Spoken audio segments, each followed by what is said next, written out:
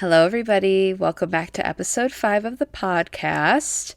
Thank you for being returning listeners. We are more than halfway to the 10 episode mark. And what I've learned about podcasting is that most podcasts don't go beyond like 6 or 7 episodes.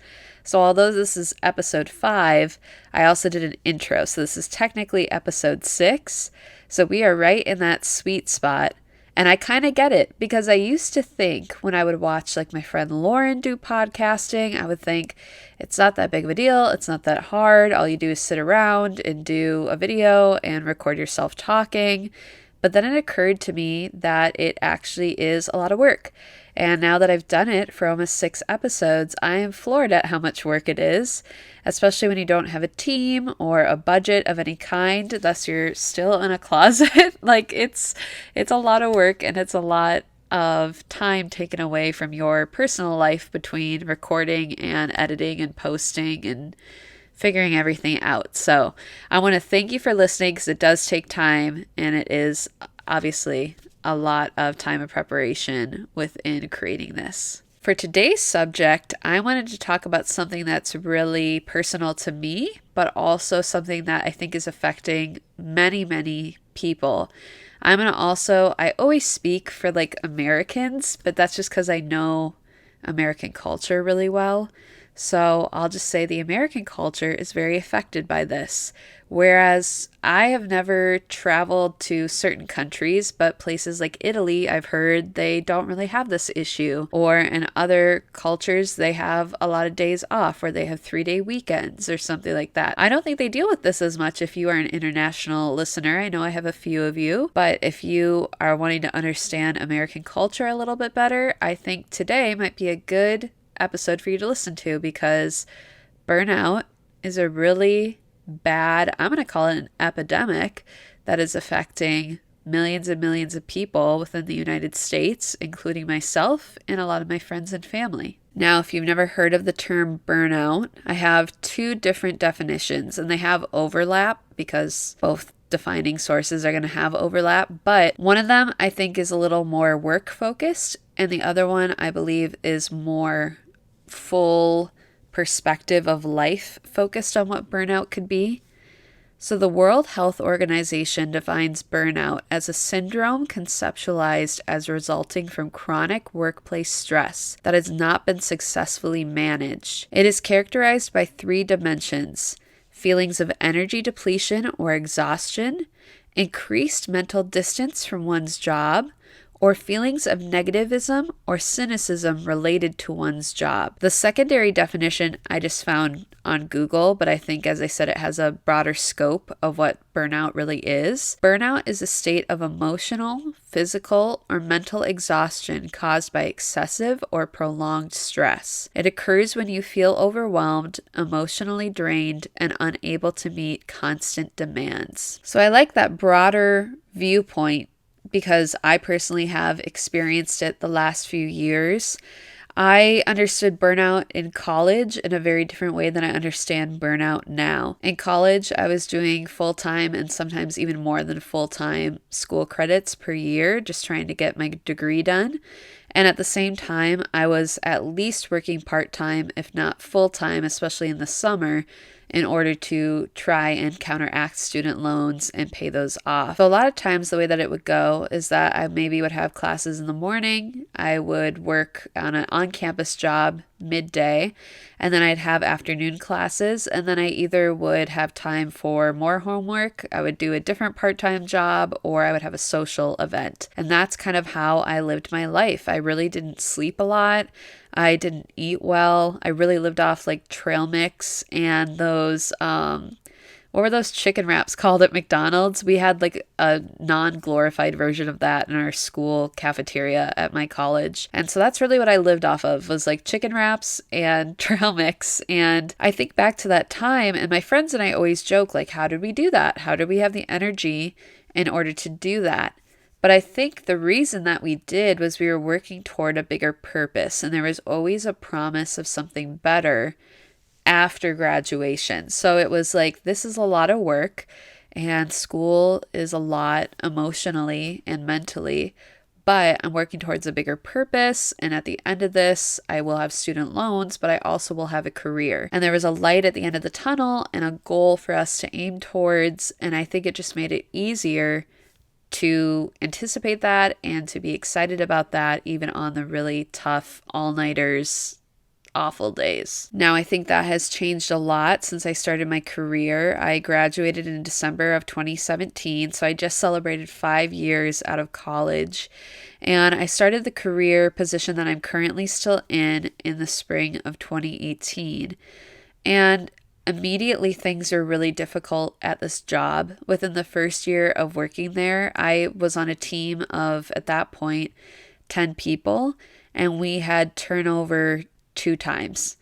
In one singular year, I had 4 bosses, and it was really difficult because I really had no onboarding process and I really had no idea of stability in a workplace. I hadn't experienced that yet. And so I just was buying my time. It was very much get this on a resume for 2 years, say that you worked here, have this company, associated with your name, and then we could figure it out when we get to that point. And so a lot of that too was a time of, yes, emotional burnout, but again, there was a goal at the end. It was getting out. It was going to a new position. It was finding something more stable in the future. And so if I could just have, this is my end date in 2 years, then I could do it. Now, that's not how things played out. Unfortunately, obviously 2020 hit and that 2 years was not ideal to be leaving a job. And so I did stay in the current role that I am in, but a lot of my life surrounding my work also started to change. In July of 2019, I've talked about this before on other YouTube videos, I went through a really bad breakup, and that was very emotionally draining.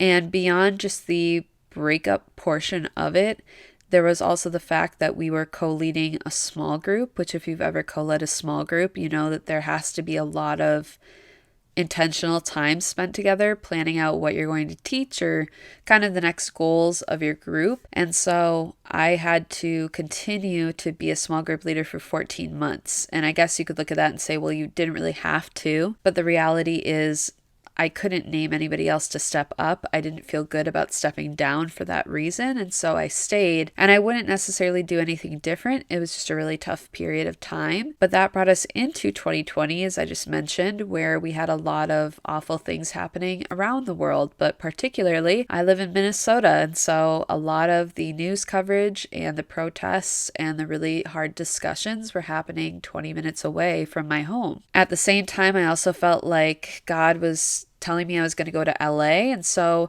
again, I kind of had a goal, and it was like, well, once this season of time and this disease is done, that was kind of the thinking at the time, then I will head to this place and I will do what God's calling me to do. But obviously things were down and closed for a lot longer than we thought. And so that brought me into 2021, where I'm still working this job that's really difficult. Some things had settled at this point.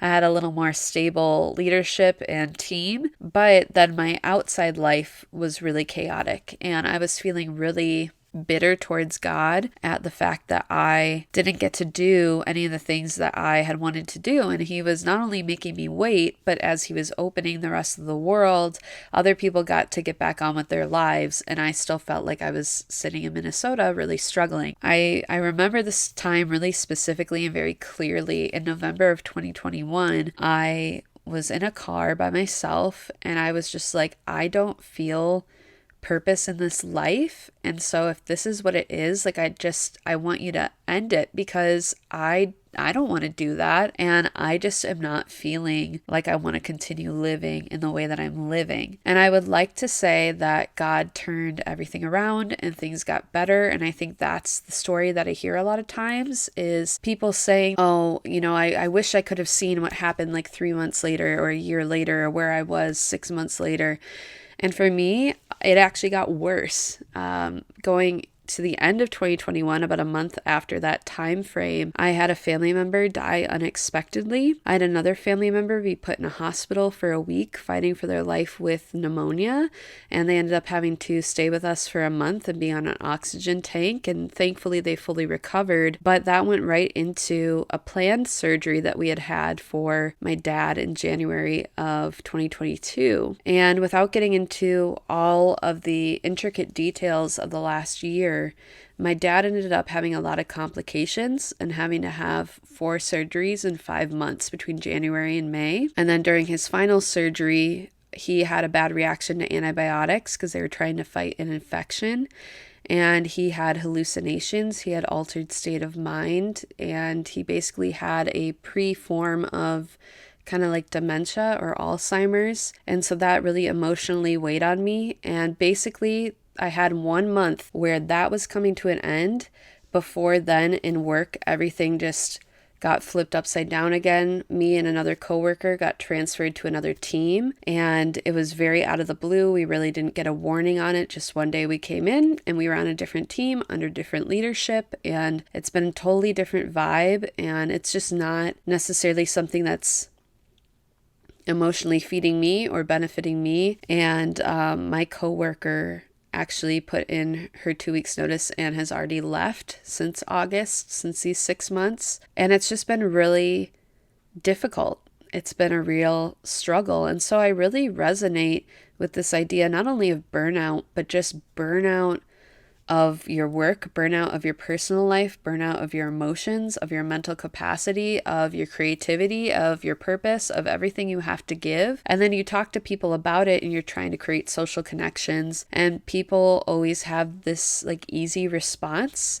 And they'll be like, well, what do you think God's trying to teach you? Like, what do you think you're supposed to be learning from this? And it's like, I have no clue, because I think if I was supposed to learn something, he probably knows me well enough where he could have taught me it in the last 4 years. And that's a weird cliffhanger to sit on, but that's really where my life is at. And I've experienced burnout in ways I can't express, obviously to the point of like not even wanting to live. I've had depressive naps, depressive episodes where I just wanted to sleep all the time.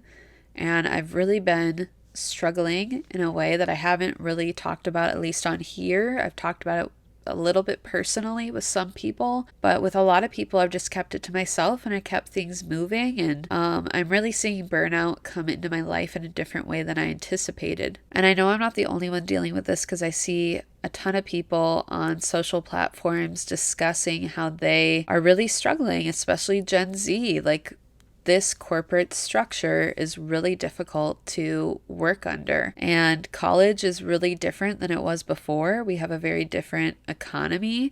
There's a lot of things that have changed. But I had a conversation with 3 of my friends on Saturday night that I think was really eye-opening, because a lot of people that I talked to about this, specifically with my job burnout, are people who work in corporate or friends that I have that work in tech. But the 3 friends that I talked to on Saturday all come from various backgrounds, which made the conversation really interesting. The husband used to work in a trade for like a decade.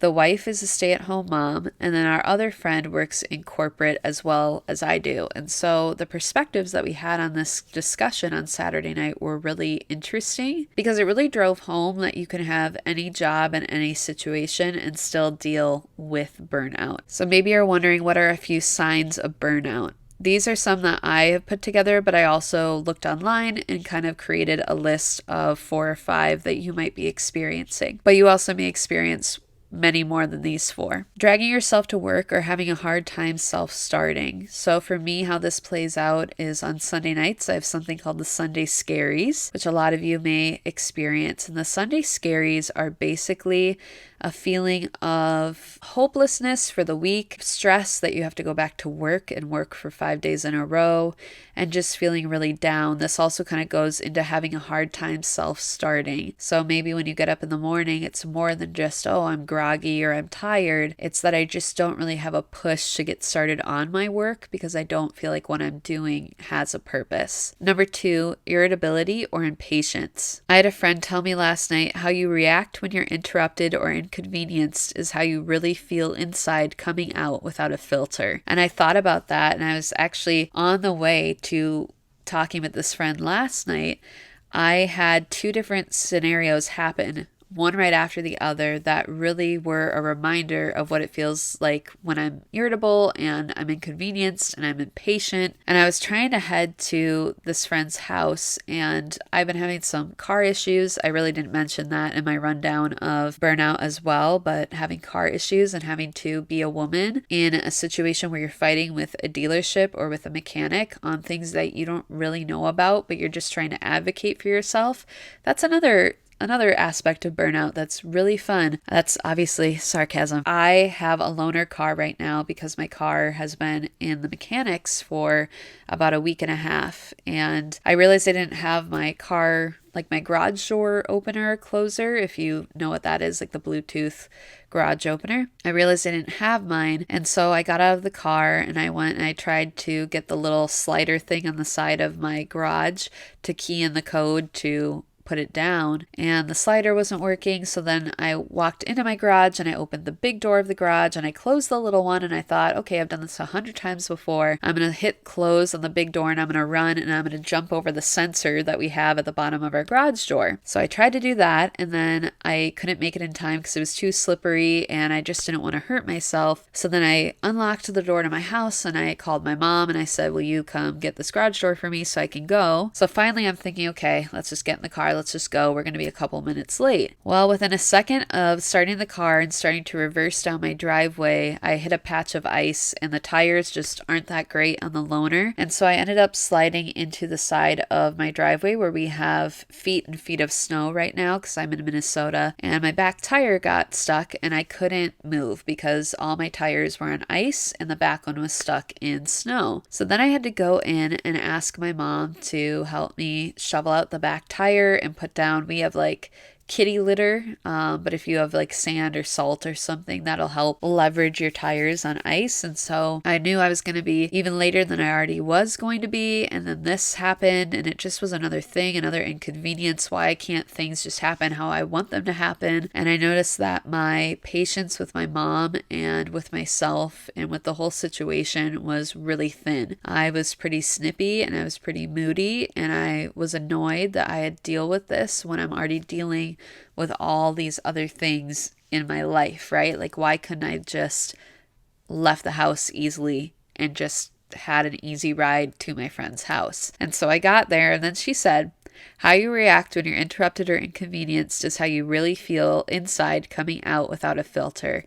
And she's absolutely right, because I've seen that so much in the last year, just with the unpredictability of my dad's health state and just feeling like other people my age aren't going through what I've gone through. They don't know what I've experienced. Like, they don't understand. They never, they won't understand for 10 or 20 more years. And I hope that they don't. Like, I genuinely hope people don't understand. And I also go back and forth with this feeling of guilt, because I'm like, well, some people experience worse. And I had that come to a realization recently when a family member is having a lot of health issues. It just came out of the blue and there's a lot going on. And so it's just a reminder that like things can always be worse. But I don't think that we really should be approaching burnout in that way, because that doesn't solve like our issue with burnout. Another sign of burnout is feeding an addiction like shopping, food, drugs, alcohol, or relationships, or porn. Again, I don't know what words I can really say or whatever. You just never know what you get flagged for on here. That's social media right now. But if you have an addiction that you're feeding, even if it's a relationship, if you're going to somebody to feel loved because you don't feel appreciated at work, or if you're going to talk to another stay-at-home mom and complain about your husband and your kids because you want to feel understood, but it's at the expense of other people, that's not necessarily the most healthy way to handle that. You being affirmed by your friend in the long run doesn't actually solve the problems that you want solved at your house. And in the same way, you can look at things like buying a bunch of stuff, eating a lot of food, going to substances that alter your state of being or your mind. And those things really impact you in a way that is unhealthy in the long run. Like anything that is good in moderation, and then anything beyond that is bad. And I don't mean to say that in like a constricting sense, especially for people like we talked about last week with eating disorders and food issues. I don't mean it in that way, but I just mean in a lot of things in life, if we go for excess because we're trying to feed something in an emotional or mental or, spiritual sense, it never feeds and satisfies the way that we want. The final sign of burnout that I've experienced over the last few months is increased stomach issues, neck aches, and headaches. So if something doesn't come out in an emotional sense, like being inconvenienced and kind of verbally lashing out at people, or it doesn't come out in you having a mental breakdown or a mental health crisis, it could come out in a physical sense, like your body taking on stress and your cortisol levels rising. And I'm learning a lot about cortisol right now as I'm researching hormones and I'm researching metabolism and just trying to figure out what I'm going to do with myself and my health and my body this year. Cortisol really is important. And when cortisol levels are elevated for a long period of time and stress affects your body, it affects how you feel physically. Now, I'm trying to touch on different pieces of people's lives because when I was having this conversation with these three friends, it was eye-opening that stress and burnout can play out in many different ways. So my friend that's a stay-at-home mom, the burnout is not feeling like she has time for herself or for social activities or even the energy to host people or have social events or go to social events because she does give so much to her children. And she kind of has that back and forth of wanting to aid her kids and really benefit them and bless them by having a parent around that's consistent and stable and loving and caring. But at the same time, she's really struggling with who she is and what her identity is as an individual, and also how to meet her own needs while she's meeting the needs of everybody around her. In the same way, her husband, who's also my friend who worked in trades, was talking about how he had to be a foreman and just the emotions of constantly having to come into contact with conflict and having to put your foot down and really advocate for a team over and over and over again and say, this is not what we're doing, these are the hours we're working, or you have no staff to work this job. And so it's not a traditional work sense that we're used to, but he still has to advocate for a team, lead a team, come into conflict and figure out how to work that out and really do it in a healthy way. And then also, he said, not bringing it home because you have all this anger and this frustration about your job and you're mad that you're away from your family and you just wish that things are more convenient or more on a regular time frame and you never know what to expect every week. And so before, he has a new job now, he just got it, but he was talking about this past job and how he would bring it home and how work-life balance was really hard for him because you can't sign off from your emotions and you can't sign off from a difficult situation. This also might play out if you work in healthcare or in a field where you really care for other people or you care for children and you come home and you've given everything you can at work or you've been involved in a really emotional event. I have a friend in my small group who works in the ICU and she's seen tons of people pass on, and she's seen lots of pain.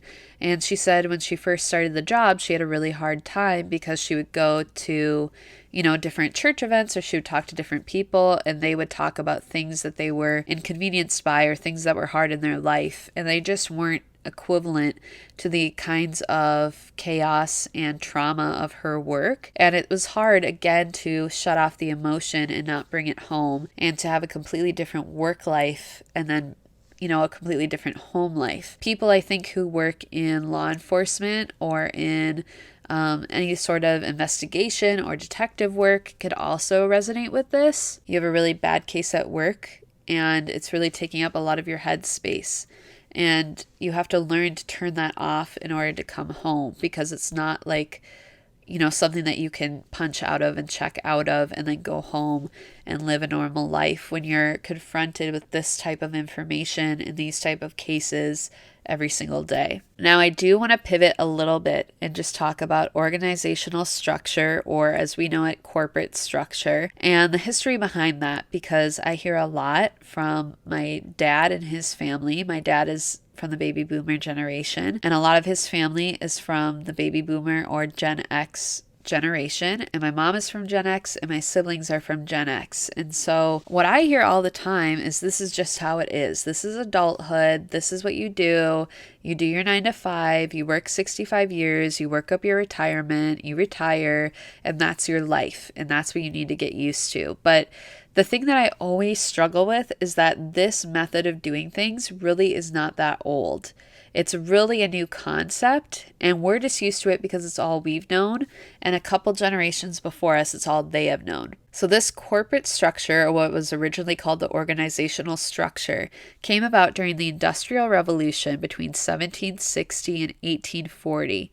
Companies started to form and increase, and there was a greater need for hierarchical structure within them. So that was kind of the birthplace of what we would have as a modern 9 to 5. So we started to see this come into American labor unions throughout the 1800s, but we really used the 8-hour workday because of Henry Ford when he made this mainstream in the 1920s. I've read this book a couple times and I highly recommend it. It's called To Hell with the Hustle by Jefferson Bethke. And he talks a lot about how this corporate structure and this go, go, go mindset and this hustle culture, this is all very new. And it's really in an infancy stage when you look at history. When we really put math to it, this has only been around at most for 260 years. So 1760 to 2020. That's 260 years if my math quickly is mathing correctly. But he talks about how we need space for rest. And even God took 6 days of work and had a day of rest. There's something within there where this hustle culture and this 9 to 5 and this very scheduled way of living has seeped into a lot of what we do, whether that is sports, school, our jobs, the church we go to. Everything is becoming really corporate and really structured. And I think when we have the expectation that people will work and work and work and work and they'll push themselves and they will hustle until they can't hustle anymore, it's really doing a detriment to us. And then when you don't really get a break from that because everything else is kind of set up the same way and everything feels like a job. And I didn't even really get into burnout within the church. I'm going to talk about this a little bit more next week. This is your sneak peek for listening this far. I'm going to talk about singleness for Valentine's Day and my experience as a single person. But one thing I keyed on when I did a Instagram story a couple months ago is that singles get so burnt out within church because everybody assumes that we have all the time in the world to do everything because we aren't married and we don't have kids. And so a lot of things are put on single people. And inevitably there is a burnout within church culture when we start treating a church like a corporation. I've touched on a few of these points already, but I just want to restate the outcomes of burnout. One could be not working towards a purpose or a legacy. Now, do I believe that young people are very purpose-focused in an unhealthy way? Yes, I do. I think that too often we get so focused on if something is benefiting our personal legacy in the future, or if I don't feel purposeful doing this basic job, then I'm just not going to do it anymore. I'm just going to quit. So there is a point where we need to push through because there are things in life that will be tough, and there are things in life where we will have a little bit of pushback, and we do have to learn how to handle conflict and how to handle, really more so resolution with a conflict or with different expectations or different opinions, right? And sometimes you will be in a job where you don't know if you made the right decision and you really have to push through in that. So that is part of adulthood. But I think in a greater sense, when I'm talking to especially friends who work in tech or corporate, there's a lot of this not understanding what the purpose is in the long run because we're not necessarily doing something physical where we can see an outcome immediately. So my friend working in the ICU, yes, there's an outcome that somebody could pass on, but there's also an outcome that somebody could get better. And so you can see them physically getting better. Or somebody working in the trades, although you're not building a building that benefits you necessarily, you get to see from beginning to end the building of a structure or a bridge or a building or whatever you're creating. Or if you are a mechanic or a plumber or someone who works, on electricity or Wi-Fi, like you get to see the outcome of someone having a problem with their pipes or with their electricity or with their car, and then you get to work and make that car run and have a longer life. You're really sustainable king and queen, okay? Or you get to see somebody's house function as it needs to function. It's not always glamorous, but it is a beginning and an end that you get to see within your role. Same thing with raising kids. I have a lot of friends or family members who are stay-at-home moms, and they always talk about how, there's challenges day to day. But when they see a child thrive or they see a kid finally learn something or really grasp a concept, it's very exciting because that shows that they stuck it out and it worked, but that's their purpose. But if you're working in tech or you're working in corporate, you're kind of just a cog in a wheel, and you kind of do this Henry Ford assembly line work where you do one role all the time, and you don't get to see a process necessarily from beginning to end. You might be at the end where you're on a sales team and you get to sell the idea and you get a really big client or you get a really big deal, and that's very exciting. But there's so many other people within that realm and within that process who never get to see that end. Or maybe you're the beginning and you start from scratch and you come up with this amazing technological idea, and that's very exciting, but you never get to see it really used by other people. Or you get to see the final product, but you didn't get to see all the steps in between from your original thought to the final product that went out. So a lot of times people who work in these specific fields have a hard time with purpose or legacy because it feels like all I'm doing is working for somebody else to get richer, and these people who are monopolizing corporations get to make all this money, and I'm just over here doing all the work for them. A second thing I've noticed is that my job eats away at my creativity. So by the time that I get done with work, I don't really want to do anything. So that plays into me napping a lot, like I mentioned earlier, or sleeping a lot. But that also goes into kind of social events and things like that. I used to be an incredibly social person, and the last couple years especially, I have really struggled because I feel like I'm at 0% by the time 3 o'clock hits every day, and I have nothing to give anybody else. And so the idea of not only having to drive but find parking and then pay for a meal and give more of myself emotionally to someone, I'm a lot pickier on who I will do that with, not because I don't like people, because I just genuinely don't have much more to give. And this also feeds into things like me blogging or me doing TikTok videos or me styling an outfit. That's a lot of creative process in there that people I don't think realize or really understand.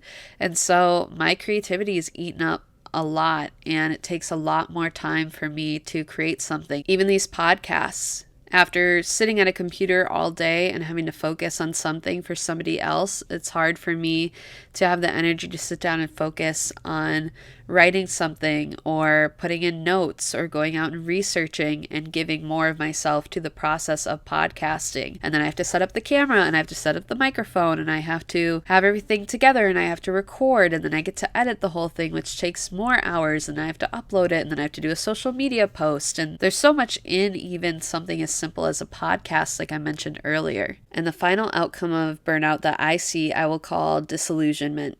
And that's when you believe that a company really will continue to value you because you give extra time and you work overtime and you give all of yourself. And if you just give a little more, maybe they will see and they will affirm me in what I'm doing, and maybe it will benefit me. And don't get me wrong, I think if you work in a job where there are actual tangible goals and it's a little more person to person, that might actually be a reality. Maybe you work a job where you have to work overtime for events or something, and then that event pays off because more people learn about your business or about you personally, and it builds a brand type of situation. So there I would see like a growth in that and a benefit to that. But I think a lot of times, again, I'm speaking speaking from the viewpoint of corporate or I'm speaking from the viewpoint of tech, we give more and more and more of ourselves. And if we don't have a boundary on our work life, which I'm going to get into in a minute, then we believe that they'll see what we've given and they'll see what I've put into this work and they will benefit me. But a lot of times that's just not how things are working anymore. And in fact, it's actually more beneficial for people to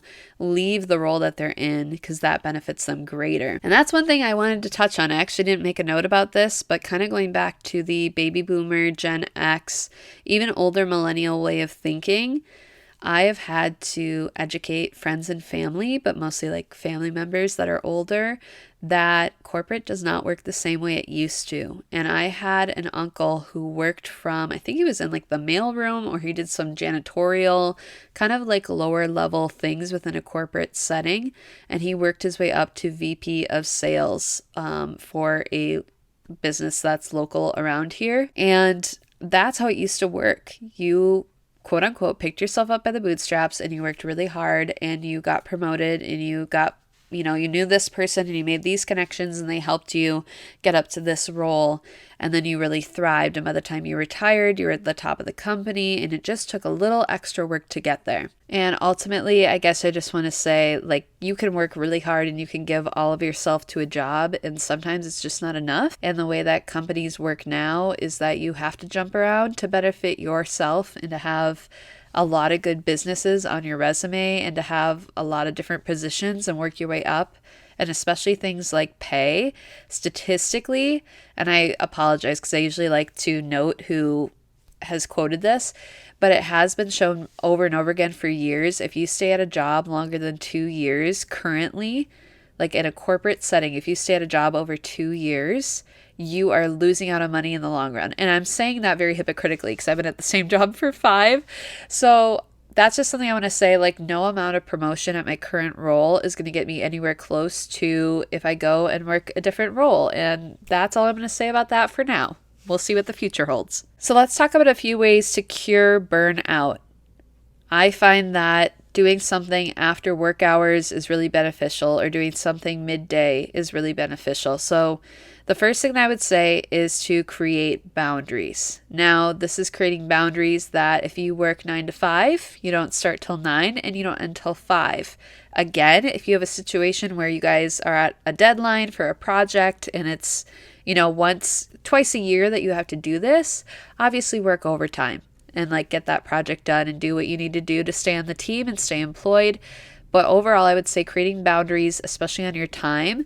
I get emails right now at 10:30 p.m., at 12:30 in the morning from my higher ups, and they have questions and they want me to answer immediately, or they'll send something on Sunday night at 11 p.m. and be like, in the morning, can you answer this? Beyond my time of work 2 in the afternoon, I work 7 to 3. And when 3 o'clock hits, if people are emailing me and they're asking me questions, I'm not responding till the next morning when I'm on the clock. And that is something that I've really had to put into practice because I've seen too many friends and too many family members abuse themselves in order to get ahead in their work, but they're not really getting ahead because, as I mentioned before, that's just not necessarily how things work anymore. And I think they're being taken advantage of, and I want them to have healthier boundaries. In the same way, I have a friend who likes to take a walk midday. So that goes into staying active. That's one of the points of going against burnout, is creating boundaries and staying active. Those are the first 2. She knows that midday she needs to go take a walk and get away from her computer and just go be outside. She lives in California and that really benefits her. And so that's what she does. During her lunch hour, she takes a walk and she has lunch and she makes time for that. And she needs to get better at it, but thankfully she has a spouse who can help her with that too. But staying active has really benefited me. I know when I go and I work out after work hours, I just feel so much better. And it really also alleviates when I have a headache or I have, sore muscles or tight muscles, to go and work out, or just to even be active, to take a walk, to walk around your house, to just get away from your computer. My mom works for an eye doctor and she would be upset if I didn't tell you the 20-20-20 rule.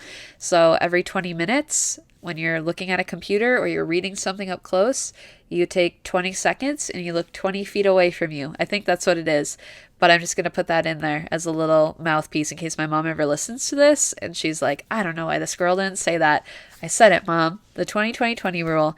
That will help your eyesight because so many people are having eyesight issues. And again, with everything being so young and these industries being so young, we have no idea how being on a computer for 10 hours a day will affect our eyesight. So be careful, wear blue light lenses, like do what you have to do.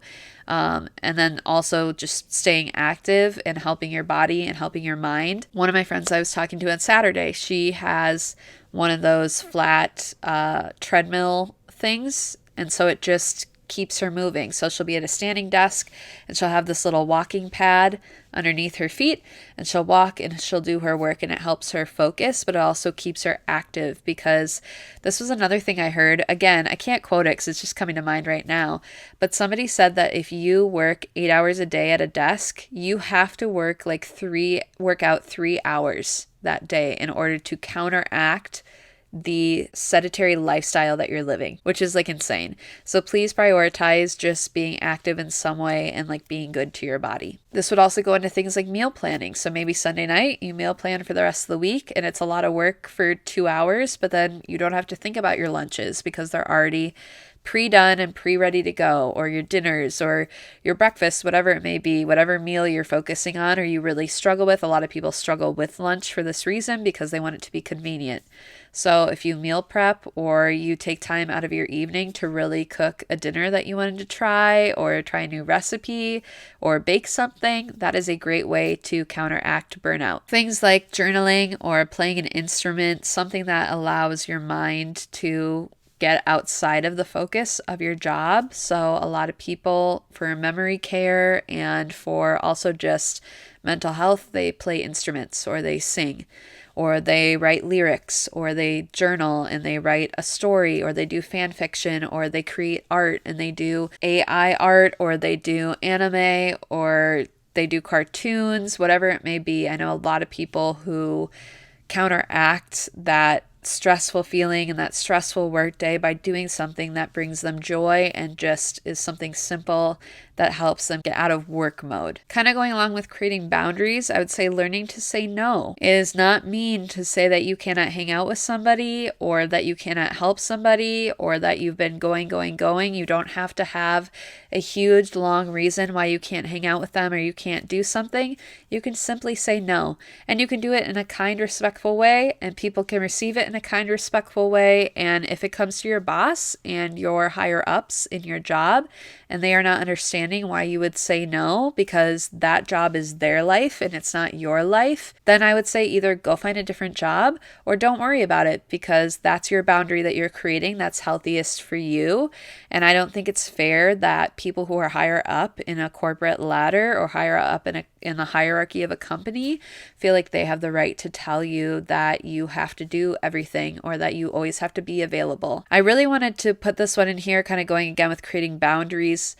There is something different between having worked in a physical work location and now working remote, because the first, I would say, year and a half, 2 years that I worked remote fully, I loved it. I was like, I love working from home. I love not having to commute.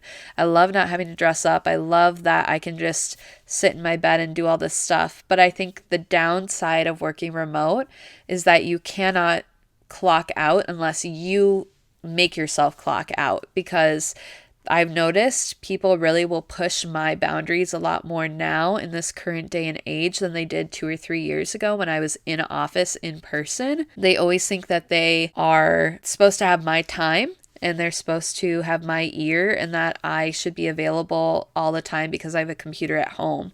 And that's just not the case. And you have to create those boundaries for yourself. Otherwise, nobody else will. A final way to cure a burnout, again, going back to Jefferson Bethke, is having a Sabbath. And really this goes back to, again, God or the Bible, because God worked for 6 days. And I think that's the key point here, actually. It's not necessarily that he rested on the 7th, although that obviously is a act of importance because God is not hypocritical, and anything that he requires of us, he himself will do.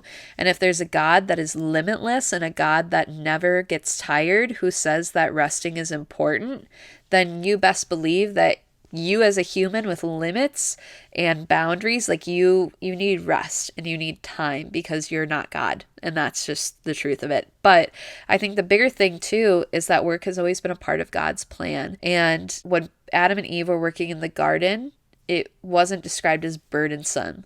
In fact, we see in the Bible that Christ says that his yoke is easy and his burden is light. And so does that mean that every single day of work is going to be easy? No, we're interacting with other humans, but I do think there is something to that where like Sabbath and work both have always been a part of the plan that God had for humans. And so one thing I'm trying to learn recently is how to first like figure out what is holy work. And it doesn't have to be like being a missionary or being a pastor, but more so like what is a holy way to approach the job that I'm doing, do it for God's glory, but also do it in a healthy way for myself, because I don't think God called me to be like a hustle culture queen and do all that and basically, work myself to the bone. I think that he gives me a job to provide for me. And I think that's a really gracious thing that God has done in my life. And even before that, being able to go to school or have the opportunities or the networking that I have and the experience that I had, all that comes from God that played into getting this role. But I do think that God has a much more balanced viewpoint of work and rest and how that looks. And so that's what I've been trying to get in the mindset of more. And I don't have a lot more to say on that because I'm just learning like Sabbath and rest and all of that. That's such a big concept. So this is just like the starter points for ways to counteract burnout. I want to thank you guys for listening. I'm going to end this episode with a challenge. I want you in the comments to write one activity or thing that you will do for yourself this week to counteract burnout, whether that's creating boundaries, taking a bath and doing self-care, going to therapy, hosting a social night, working out or being active, cooking a meal you've wanted to try, styling an outfit every single day, whatever it may be, writing in your journal, creating a comic, doing an anime, doing a reel that you've been wanting to put time aside to do. However you relax and enjoy and create and self-care, however that plays out for you, I want you to write it in the comments and then I want you to do it. And if it's something that's weekly, I want you to come back and tell us how you did at next week's podcast. And or if it's daily, same thing. I want you to come back next week and tell us how you did.